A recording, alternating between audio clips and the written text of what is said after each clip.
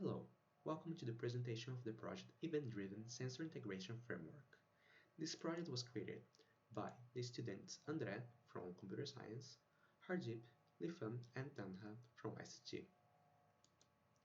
The clients for this project were Nicholas, which is a staff specialist in emergency medicine at Campbelltown Hospital, and he has also experience with software development in the hospital. And Jim, our supervisor and also client, which he is a senior lecturer and he teaches health informatics at Western Sydney University. So the problem statement for this project is that the current health monitoring system needs continuous supervision, and the variety of sensors and analysis types has made using the retrieved data more challenging to use in its full capabilities. Thus, a testing platform where the user can change and can test multiple sensors are very useful for the improvement of the testings and for the monitoring system in the hospital. So the aim of the project is to create a testing environment where the user can change the sensors and can help them to determine their functionality in real life, and create a flexible workflow environment where the user can change the workflow of the sensors and the data retrieved in a way that they like to use, for example, with the use of AIs and using other features as well. So the other point is to create a real-time graphs where the reports are generated and with the data that was retrieved from the sensor.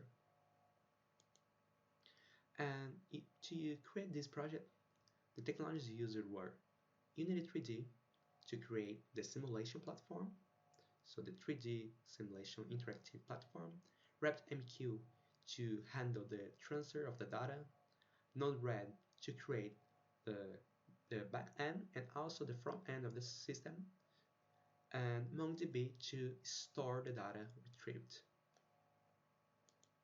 So now we're going to demonstrate the system.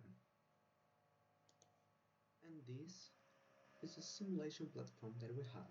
We have many sensors that we can choose and we can use and move them in the room.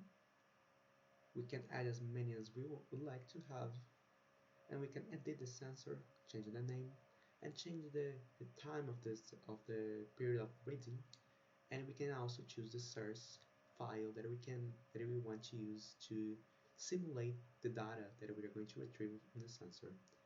So here, for example, we have the sensor, and we can add more sensors in the room. And if you'd like to create something random, we can also create rooms in the system. So you can use the room one, for example, with a template. So we can create 5 rooms as this is an example. So now we have 6 rooms, which they are exactly the same as the room number 1. So you can go and move to another room and change that room. So for example, now we're going to room number 2. And now if we change something in room number 2, and we create another room using the room number 2 as a template, we can have a different room. So here we have the graphs that we produce. So when we are running the simulation, we are sending that data that we use as in the storage, as a source data. We send this via the RabbitMQ, and then we are sending this to Node-RED, where we can show the information. Here we have the workflow of our server.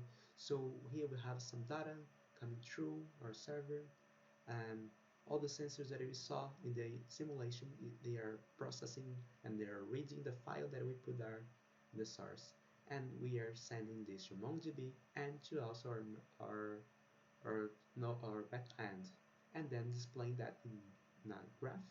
So as you can see, if we create more rooms and more rooms, we have more sensors and we have more data to send. So as you can see, the graph now is increasing, and now we have more than 2000 data, and we can, this simulation platform, it enables the user to test and use hundreds and hundreds of sensors and multiple rooms. So this is what we achieved. Thank you for watching.